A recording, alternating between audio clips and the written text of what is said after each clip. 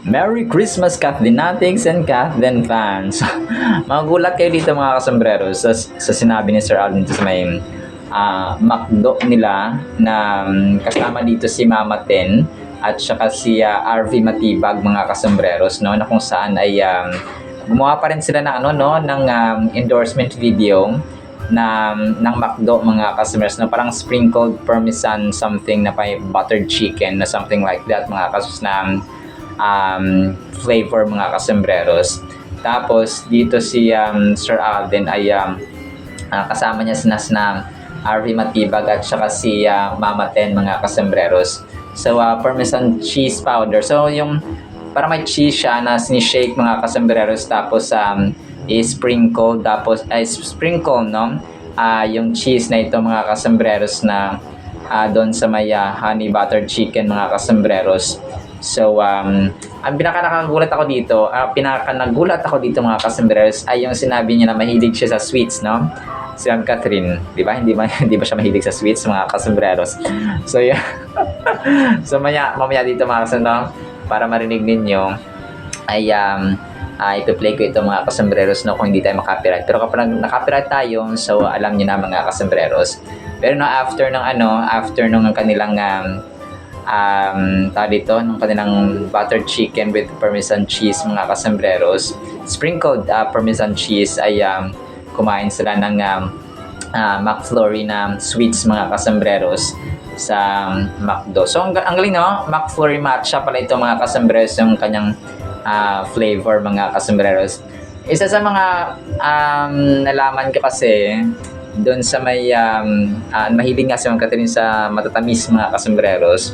Doon sa may dito nung nag-interview sila nasa GMA Pinoy TV mga kung saan ay parang yung throat niya, yung lalamunan niya parating may nakabara na something like that, tapos maaham siya ng aham, tapos nga nung time na parang kuhaan na sana siya ng tubig kasi nga sobrang concern ni Tisoy kay Tisay mga kasombreros, no, kailangan na kung anong problema ni Ma'am Catherine ay to the rescue agad si phenomenal box office Cinema King.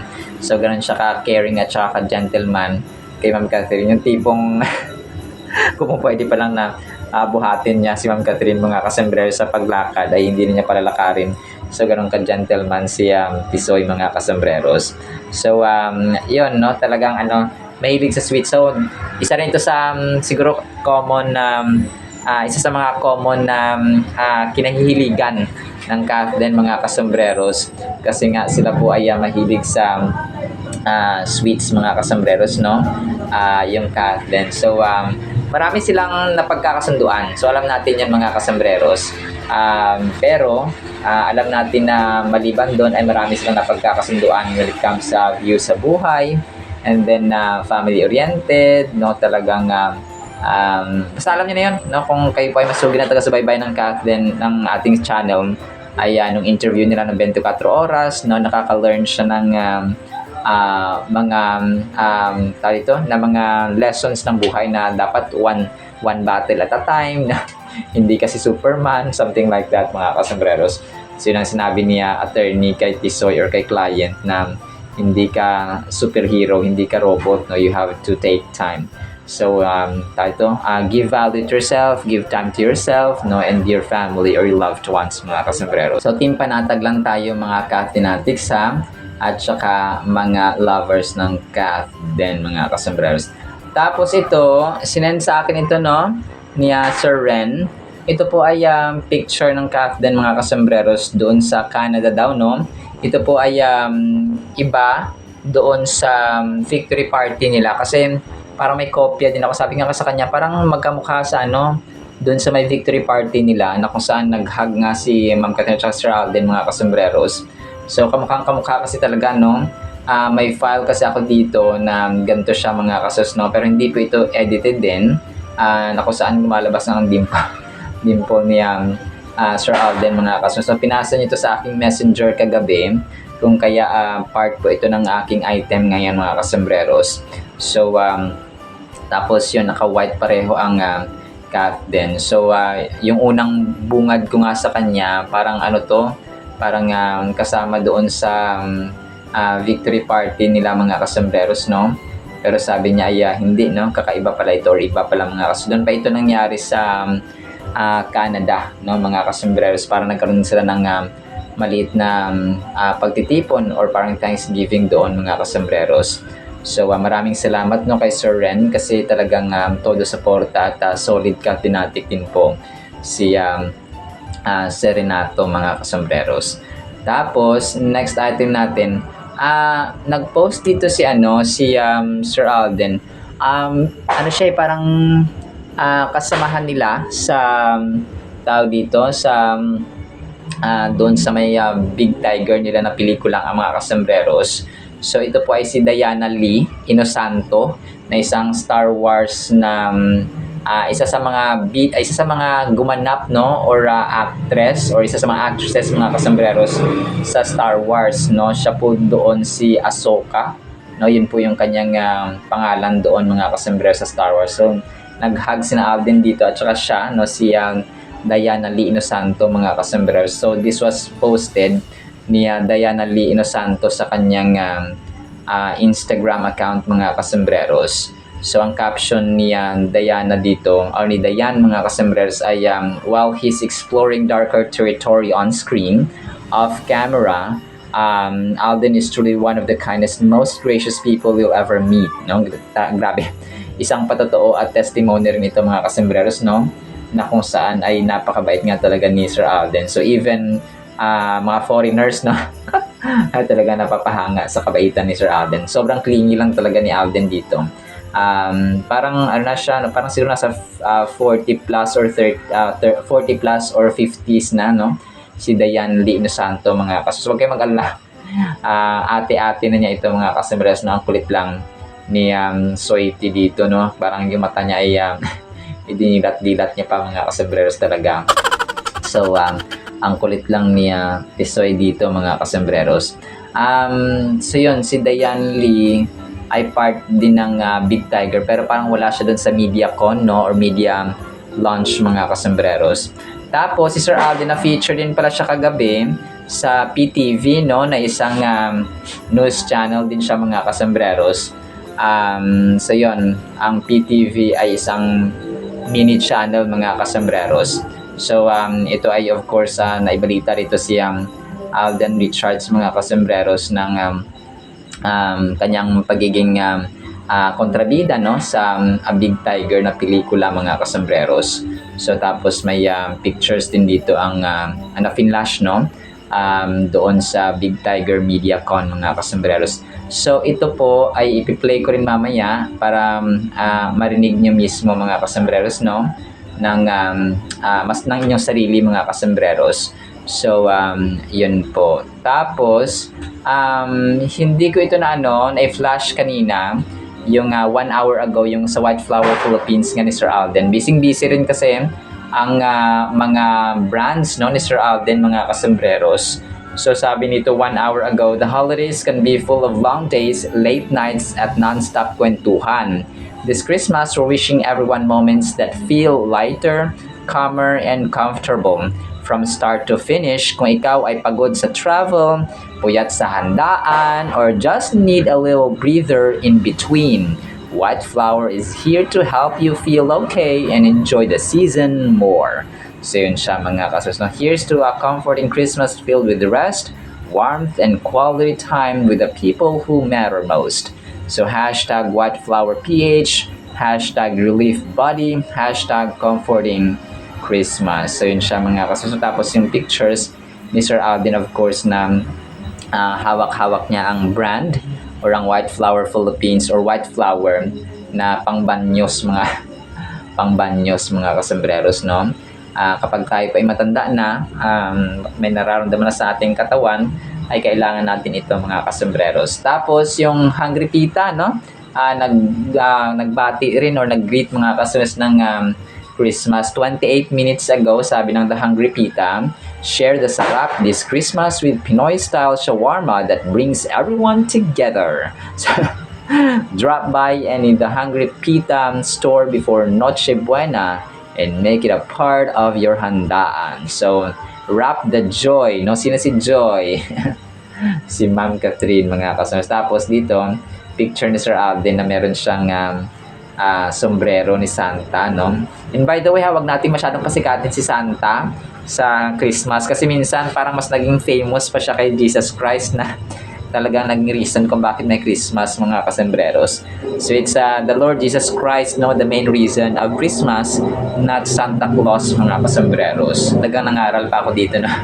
Pero quick reminder lamang po yan, mga kasembreros. So kasi nga minsan namamali ng iniisip, no, lalo-lalo yung mga bata. Kapag mali na ituro natin sa kanila ay mamumulat sila at lalaking mali rin po ang paniniwala. And then ito, so yung mga pictures na ito, hindi ko ito na-flash kanina. Yung sa pinost ni Ken ng Ken Creative Designs, mga sobrang ganda ng kanyang tawag dito, ng kanyang Christmas decors na ginawa, mga kasembreros.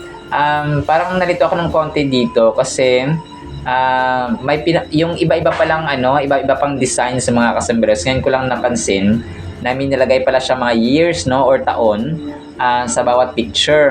Yung pinakauna dito may 2019, tapos may 2023, tapos may 2025. So yung 2025 medyo mas relax, no? At saka siya, tawag dito, mas calming at mas basta mas maganda na yung 2025, mga kasombrero. So nag-evolve at saka gumagaling, no, lalo siya Ken ng Ken Creative Designs, mga kasombreros, at ang kanyang team sa paggawa ng mga house decor. So parang hindi yata nagpagawa, no, si Ma'am Catherine ng kanilang house decors kay Ken ng Ken Creative Designs, mga kasombreros. Siguro ay kanila na lang na na ginawa, mga kasombreros, no. Tulong-tulong na lang siguro ang Bernardo family, mga kasombreros. Tapos yung Alpha Pro Dog Food, of course, no, ni Sir Alden ay bumati rin po ng Christmas sa kanyang mga customers at sa mga fans ni Sir Alden. So 10 hours ago, Alpha Pro Dog Food, maligayang Pasko, kapit bahay, no, pet as in alaga, mga kasombreros. Bigyan ng ating mga alaga ng Alpha Pro Dog Food para mas dama nila ang saya ngayong Pasko. Mabibili sa pet stores at online. Add to cart na, no, Paskong dama ang saya. Of course, ang picture ni Sir Alden kasama ang kanyang brown puppy, no, at saka mga Alpha Pro Dog Food, mga kasombreros. So talagang ang cute lang. And sobrang busy rin ng siguro pag natapos na ito ngayon, kasi nga sa 26 ay aalis ng Fulkerson family papuntang Amerika, mga kasombreros. So siguro hanggang matapos, no, kasi yun ang sabi ni Sir Alden, hanggang matapos ang kanyang birthday doon sa California, mga kasombreros. So aabangan din natin yung mga pictures, no, na isi-share niya, mga kasombreros, together with his family doon sa Amerika, mga kasombreros, na kung saan ay i-enjoy ni Sir Alden ang kanilang vacation doon, mga kasombreros, no, sa Amerika. And talagang nakaugalian na ng Fulkerson family or Fulkerson Fulkerson family, mga kasombreros, ang magpunta ng US kasi nga doon din mostly ng kanilang mga relatives, mga kasombreros, sa Amerika. So ewan ko lang kung alis. Parang wala sa plano noon ni Sir Alden na magbukod at saka doon magpatayo ng or mamuhay sa Amerika, mga kasombreros. Siguro nakasanayan na lang talaga ng kanyang tita, ni Tita Jo, at saka ni Kuya RD, no, Richard Daniel, mga kasombreros, ang buhay doon sa Amerika, mga kasombreros. Hindi kapareho or unlike kay Sir Alden na talagang dito siya sa Pilipinas, mga kasombreros. Lumaki at saka syempre ang career, no, ang showbiz career ni Sir Alden ay hindi niya pwedeng iwan dito sa Pilipinas, mga kasombreros. And then ito, picture ito ni Attorney Annette Gozon, ni Sir Carlo Katigbak, no. Tapos parang kumain sila sa labas kasama si Alden at saka si Kat. So this was during press con no ng Kathden mga kasembreros doon sa kanilang ito ang pinakaunang press con nila, new movie alert, no, ng Hello Love Again ito mga kasembreros. So dito ay of course, no, masarap ang pagkain ng boses ng ABS-CBN at GMA at saka si Ma'am Catherine of course and si Sir Alden dito na pareho wait, parang ano rin siya, no, parang naka white din na okay, so parang yung dirty white jacket, no, so yun pala siya, parang hindi siya, no, parang iba yung yung kulay ng hindi siya dirty white dito, parang white jacket lang siya, no, and naka-casual attire lang ang Kathden dito mga kasembreros. Tapos may isa pang picture dito na nakatayo na sila Kath and Alden mga kasembreros. So parang si Patrick Valencia yata tong isa na nasa gilid ni Ma'am Catherine. Tapos kasi ito yung isa sa mga main writers ng Elena 1944 mga kasembreros. So ang galing din ito na magsulat, no. So abangan natin talaga sa susunod na taon yung Elena 1944 mga kasembreros. So kung ano ba talaga yung magiging takbo nun. So wala kasing balita, no. Sana naman magkaroon tayo ng update next year. We're hoping talaga na sa susunod taon ay magkakaroon tayo ng idea at saka development or improvement mga kasembreros doon sa Elena 1944. Tapos next items, no. Team Panatag tayo. Nagulat talaga ako dito nung sinabi niya na mahilig siya sa sweets, no. Tapos kasi si Ma'am Catherine, mahilig siya sa sweets at saka sa maanghang. So yon mga kasembreros, no, kung kaya ako pa ay nagulat nung sinabi niya dito sa kanyang sa kanilang ginawa. And ang cute ng ginawa kasi na dito sa ginawa nilang endorsement, no, nakaka-post ni Sir Alden kanina nung buttered chicken na mayang parmesan cheese mga kasembreros na ini-sprinkle lang, parang powder mga kasembreros, na parang kunwari na si Sir RV Matibag ay nandito rin si Mama Ten, no, tapos parang naglalaro, parang normal lang sila mga kasembreros na dito na magtutropa. Of course si RV Matibag ay part ng kanyang glam team mga kasembreros. So tapos ang hinahanap ko dito na clue din ay yung damit, no, ng Kathden mga kasembreros na recently nga sa mga post ni Ma'am Catherine naka-white siya. Tapos si Alden naman ay naka-white din of course sa kanyang mga recent post mga kasembreros. So twinning lang parati ang Kathden. So nababasa natin yung kanilang galawan talaga mga kasembreros, no, para hindi masyadong halata mga kasembreros. Pero yun po, no, si Kathden lang sa kalam and Kathden lang hanggang sa huli mga kasembreros. So hanggang simbahan na ito. So wala hanggang simbahan na ito mga kasembreros, ha. Yung mga iba dyan na bitter sa Kathden ay pasensya na po kayo. Kasi hanggang hanggang simbahan ang tuloy namin. So makikikasal kami kapag ikakasal na ang Kathden. Kapag mamamanhikan, makikipagpamanhikan din kami mga kasembreros. So yun po, no. So talagang iniinis natin yung mga haters ng Kathden, ha. Pero yun po mga kasembreros, ha. Yun lang po sa ating Kathden items. Merry Christmas sa bawat isa. Minsan nililate ko na po na upload mga kasembreros kasi sa sobrang bagal ng aking editor ay minsan yung nalilate ako ng isang araw, no, kasi nga hindi siya na-edit ko pa, hindi siya na-export agad-agad. So pagpasensyahan nyo na po mga kasembreros. Kaya nagpapasalamat po ako, no, sa mga talagang masugid at saka solid na supporter ng Kathden, na talagang walang sawang sumusuporta sa ating YouTube channel mga kasembreros. So pagpalain po kayo at saka magkaroon po tayo ng masaya at saka peaceful at saka Christ-centered, no? Nakasentro kay Lord Jesus Christ ang reason kung bakit meron tayong Pasko mga kasembreros.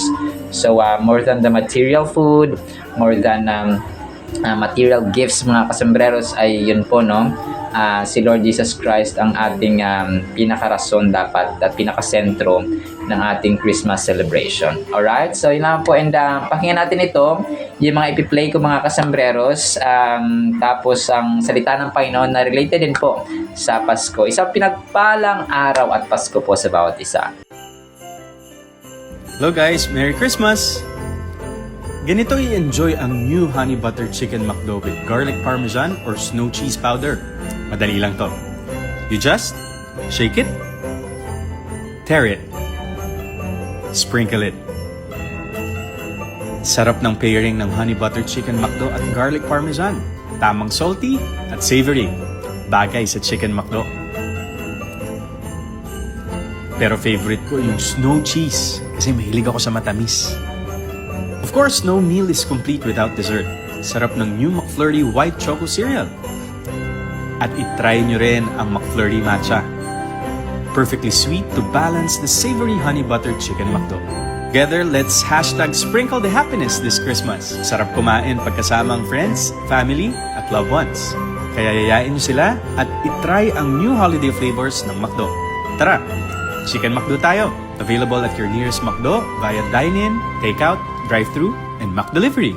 Merry Christmas! Una rito, matapos ang mahigit isang dekada bilang leading man, Alden Richards is entering a new phase in his career. Gagambanan ni Alden ang kauna-una niyang villain role sa Hollywood action film na Big Tiger. Ayon sa kanya, matagal na niyang gustong subukan ang antagonist role. Anya, mas malawak ang range ito pagdating sa emotions, body language at character development. Ibinahagi rin ni Alden ang positive feedback na natanggap niya mula sa international team na kasama sa proyekto. Ang Big Tiger ay isinulat at idinirect ni Keone Waxman. Target itong ipalabas sa mga sinihan worldwide next year. At para po sa ating Word of God, sobrang ganda nito ha, dahil Pasko na. Ang ating title ay Pasko na. Alam mo ba? John 3:16, alam na natin ito. For God so loved the world that He gave His only Son, that whoever believes in Him should not perish, but have everlasting or eternal life, mga kasambreros. So, pinrepare ko ito kasi special ang season no, na ito mga kasambreros kasi nga Pasko. We are celebrating, we are commemorating, we are contemplating, we are kumaga pa pinagdiriwang natin no ang hindi sa isa no, ito yung pinakadakilang advent, pinakadakilang pangyayari sa kasaysayan mga kasambreros ng ipinadala or pinadala ni Lord Jesus or ni God the Father ang kanyang kaisa-isang anak na pinaka-iniibig niya mga kasambreros na si Lord Jesus Christ para sa sangkatauhan, para sa entire humanity. Dahil po ay sa sobrang labis na pagmamahal ng Diyos sa atin. Wala siya ibang maibigay na rason eh. Hindi na naman niya pwedeng maibigay na rason na dahil ang tao ay mabait or mapagbigay or punong-puno ng hustisya kasi wala nang hustisya. Kasi nga punong-puno ng kasalanan ng tao. So only love no nung pinadala niya ang kanyang kaisa-isang anak, that's the only reason no that papa 4 letters lang ang love no. LOVE mga kasambreros, pero yun yung naging dahilan kung bakit ipinadala pa niyan God the Father mga kasambreros ang kanyang kaisa-isang anak. Kung parang hindi na karapat-dapat ang taong mahalin, hindi na karapat-dapat pagbigyan ng atensyon, hindi na karapat-dapat nabigyan ng halaga, ng importance mga kasambreros, but because of His great and incomparable love, hindi mo siya pwedeng hindi mo siya pwedeng i-kumpara sa pag-ibig ng tao mga kasambreros, kasi ang pag-ibig ng tao ay hindi perpekto, hindi siya sukdulan, hindi siya ultimate, at hindi siya hindi siya impeccable mga kasambreros no, hindi siya divine. Ang Diyos natin ay agape love ang pagtawag sa pag-ibig ng Diyos mga kasambreros, because it's unconditional no. Wala siyang binigay na kondisyon sa tao na nung ibinigay niya yung kanyang kaisa-isa anak, wala rin nag-utos sa kanya na tao na baka naman pwede mo ipadala dito ang inyong kaisa-isang anak no, dahil sa grabe ng kasalanan, kailangan na ng tagapagligtas, kailangan na ng redeemer, kailangan na ng savior no, kailangan na ng Messiah. So walang tao ang nag-utos sa kanya. It's His own will out of love mga kasambreros no, driven driven out of love mga kasombrero, kung kaya niya binigay ang kanyang kaisa-isang anak mga kasombrero na hindi kayang gawin ng tao, of course. And people were not worthy and we are not worthy mga kasombreros. Ngayong Pasko, no, ginugunita natin yung Christmas season, pero may mga bagay pa tayong dapat malaman, no? At kung alaman natin mga kasombreros ay dapat nating pagtuunan ng pansin more than the material things, material gifts, no? Nakatanggap na ba kayo ng regalo? Nakatanggap na ba kayo ng pamasko, no, mga kasombreros at mga ka-fanatics, no, hoping na nakatanggap na kayo ng pamasko mula sa inyong mga mga close na mga tao, mga kasombreros. So sa mga ninong at ninang, alam nyo na. Tapos sa mga sa mga anak na nagtatrabaho, yung mga magulang natin, alam nyo na. So yun siya mga kasombreros, no, magbigay na ng pamasko. So pero ang pinaka mainam, the best na pamasko talaga mga kasombreros, yung araw-araw nating mahalin ang ating mga magulang, no. Syempre sinusunod natin sila, tinutulungan, ginagalang at saka inaaruga mga kasombreros at inaalagaan. So yun po yung pinaka the best na regalo na walang hindi kasi importante yung kunwari, although tama naman na we celebrate Christmas every 25th day of December, pero mas mahalaga of course na araw-araw ay ginagalang natin sila at nagmamahalan tayo. Anhin mo naman yung December 25, nagmamahalan kayo, pagka kinabukasan nagyera na. O parang parati ka namang pasaway, no? Hindi mo sinusunod ang iyong magulang, so useless din po mga. So nag-ready ako dito ng mga reasons, no, kung bakit merong Christmas mga kasombreros, kung bakit pinadala ng Diyos Ama si Lord Jesus Christ. Una, to fulfill God's promise. So yung promesa kasi ng Panginoon, kasi faithful siya, di ba? Na from the Old Testament, no, from the books of Isaiah, of Moses, of Jeremiah, of Ezekiel, mga kasombreros, and even book of Psalms, Old Testament books ito ay yung katapatan niya ay everlasting to everlasting.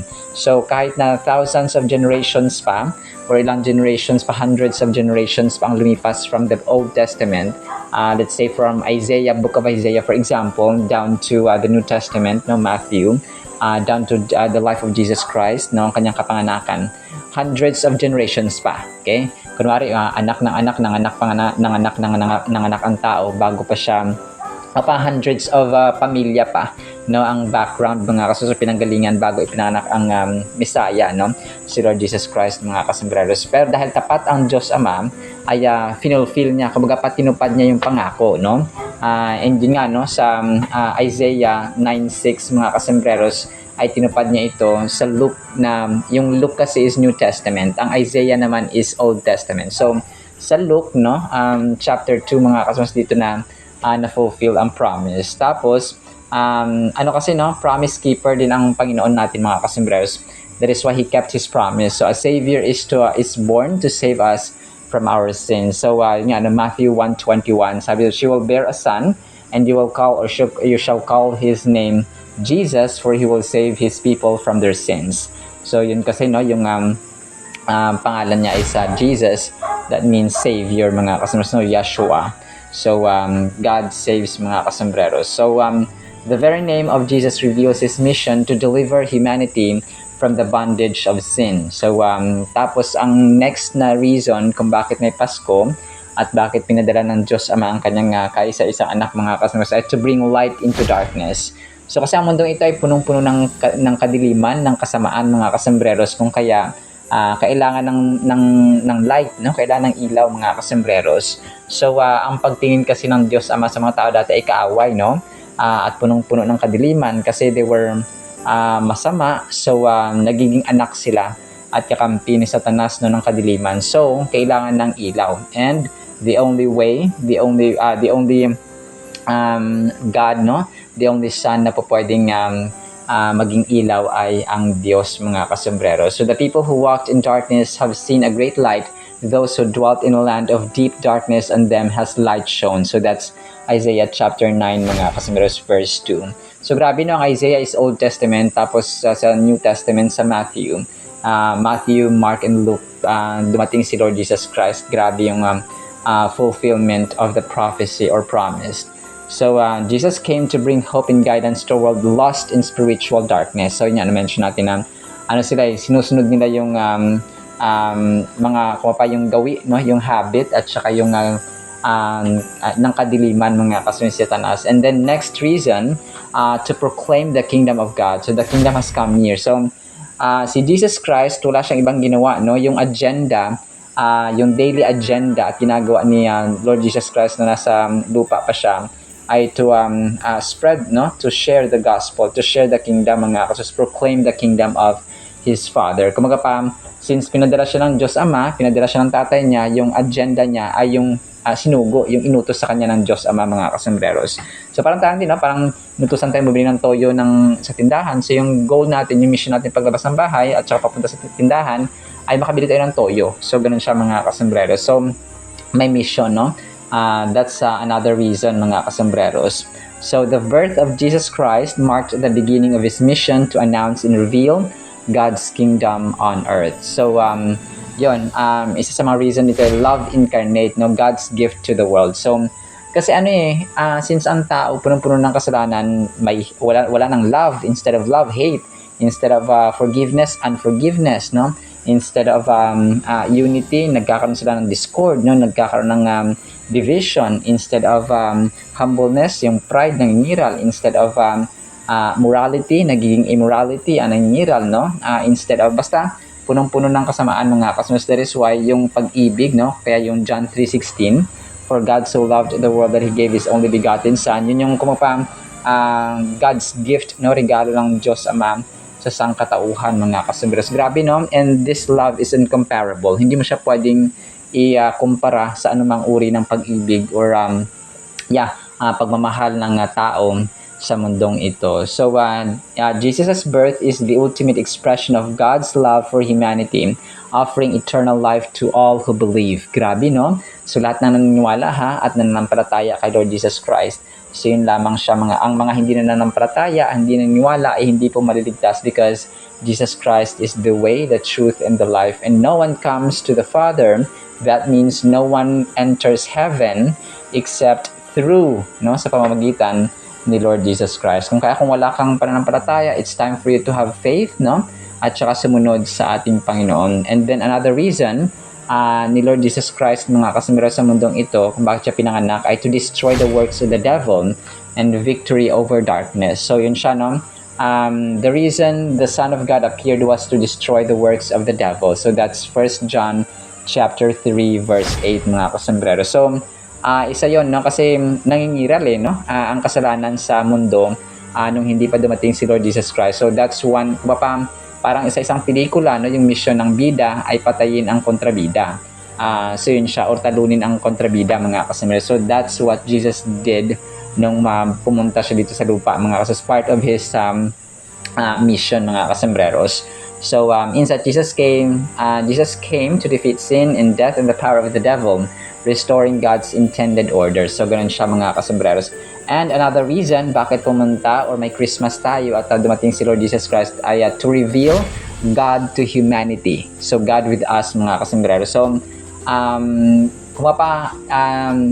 mission din ni Lord Jesus Christ, mga kasambreros, ay medyo habaan natin ito, mga kasambreros, kasi Pasko naman po. So sana po ay enjoy din po natin yung spiritual food, no, apart from material food na hinanda natin, mga kasambreros, sa ating Noche Buena or pagkainan, mga kasambreros. So yun, no, to reveal God. So parang siya, no, ibunyag, no, ipahayag at saka i-share pa, mga kasambreros, ang Diyos Ama sa mga tao. So no one has ever seen God, the only God who is at the Father's side. He has made Him known. So yun siya, no, John chapter 1 verse 8. So si Jesus Christ ang nagpakilala palalo, no? Parang in-introduce niya palalo at pinakilala ang Diyos Ama na ganito siya, ganito siya, ganito siya, ganito siya. So yun ang part ng kanyang mission, mga kasambreros. So Jesus' birth allowed humanity to see and know God in a personal and tangible way. So next, a reason ng pagdadating ni Lord Jesus Christ ay to offer eternal life, life abundant in Christ. So ito, mga kasambreros, hindi man nangako ang ating Diyos ng hayahay, kumaga pa ng sobrang saya lang parati, sobrang victorious lang parati, sobrang saya lang, sobrang hayahay lang parati. So, hindi po ganun. Abundant life, and yung pinakapangako niya dito ay hindi tayo iiwan kapag tayo po ay nagtitiwala at saka nananalig sa kanya, mga kasambreros. So, yun, no? Talagang tayo po ay tao dito, niremind ng Panginoon din sa kanyang salita sa John chapter 10 verse 10 na siya yung life na punong-puno ng abundance at meaning at purpose. So, Jesus was born to give us not just life, but life in its fullest measure, both now and forever. So, next na dahilan ng pagdating ng Panginoong Jesus ay to fulfill prophecy, no, the sign of Emmanuel. Therefore, the Lord Himself will give you a sign. Behold, the virgin shall conceive and bear a son, and shall call his name Emmanuel. So, that's Isaiah chapter 7 verse 14, mga kasambreros. So, kung isa sa mga pangalan ni Lord Jesus Christ ay Emmanuel, ibig sabihin po ay God with us, no? Kasama, mga kasambreros. Hindi na tayo iiwan, no? As long as we believe and have faith in Him. So, inside Jesus' birth fulfilled centuries-old prophecies, confirming God's sovereignty and plan. So, next reason ay, yun, no? Magdala ng kapayapaan. Okay? Yan yung isa sa pinakadahilan, no, apart from, of course, to show God's love. Greatest gift, mga kasambreros, ang Pasko, where He sent His only begotten Son, Jesus Christ, ay to show, bring peace, no, magdala ng kapayapaan between God and man, and of course, yung mga tao ay magkaroon din ng kapayapaan in general. So, the Prince of Peace, no, isa sa mga pangalan niya, ay prinsipe ng kapayapaan, mga kasambreros. Luke chapter 2 verse 14, Glory to God in the highest, and on earth peace among those with whom He is pleased. So, yun siya, no? Jesus' birth made it possible for humanity to be reconciled to God, bringing true peace, no? So, these scripture verses highlight the profound purpose and significance of Jesus' birth, drawing us into deeper reflection on God's love, power, and plan for salvation. So, yun siya, no? Ang pinaka dahilan ay yun, no, yung mga nabanggit natin, mga kasus, prophecy, fulfillment ng prophecy, magdala ng kapayapaan, pag-ibig, of course, na ipakita sa mga tao na may pag-ibig pa, mga kasus, at ang Diyos ay pag-ibig. For God so loved the world that He gave His only begotten Son, na kung tayo manampalataya sa Kanya, manalig at maniwala, ay hindi tayo magkakaroon tayo ng buhay na walang hanggan at hindi tayo mapapahamak, mga kasambreros. So, marami, no? But, yun, ang pinakabuod, pinakasentro talaga dito ay ang pag-ibig, no? Kung kaya yung bawat Pasko natin, yung bawat Christmas season natin, hindi lamang dapat tayo nagmamahalan. So, we celebrate, yes, pero ang pinaka-importante sa lahat ay gawin nating Pasko araw-araw, no? Walang petsa, walang buwan ang pagmamahal natin sa bawat pamilya, bawat magulang natin, kapatid, and so on, sa ating kapwa-tao as a whole, kundi araw-araw, mga kasambreros. Alright? So, kung kaya araw-araw Pasko, no? Hindi lang siya tuwing December 25. Sinabi sa ating Word of God, ha? No? Pagpalaan po tayo ng pag-ibig, no? Pananampalataya, pag-asa, no? Kapayapaan, tuwing Christmas season and forward, no? Sa future, mga kasambreros. In Jesus' mighty name we pray, our Savior, no? Our Lord Jesus Christ, our Messiah, our Redeemer, our reconciler, and the gift of God. In Jesus' mighty name we pray, amen and amen. See you sa next segment, mga kasama. Paalam po. I love you all, and Merry Christmas, everyone!